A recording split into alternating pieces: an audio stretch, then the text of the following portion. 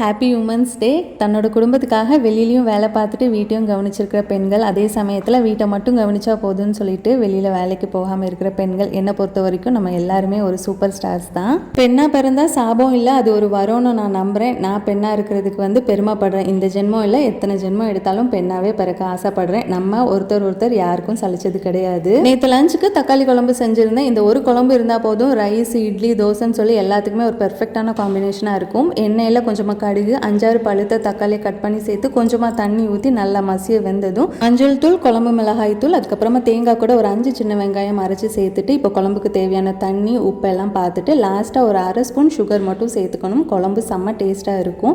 இதுக்கு காம்பினேஷன் அப்பளம் இல்லைனா ஆம்லேட் போட்டுக்கலாம், தயிர் வச்சு கூட சாப்பிடலாம். நான் மசாலா மோர் ரெடி பண்ணி லஞ்செல்லாம் சாப்பிட்டு முடிச்சதும் குட்டி ஸ்கூல்லேருந்து வரதுக்கு முன்னாடி ஈவினிங் ஸ்நாக்ஸ் ரெடி பண்ணியாச்சு. எங்கள் ஊர் டீ கடை ஸ்பெஷல் சூசியம் சிறுபேர் வச்சு செய்வோம். அவ்வளோதான், நாளைக்கு பார்க்கலாம்.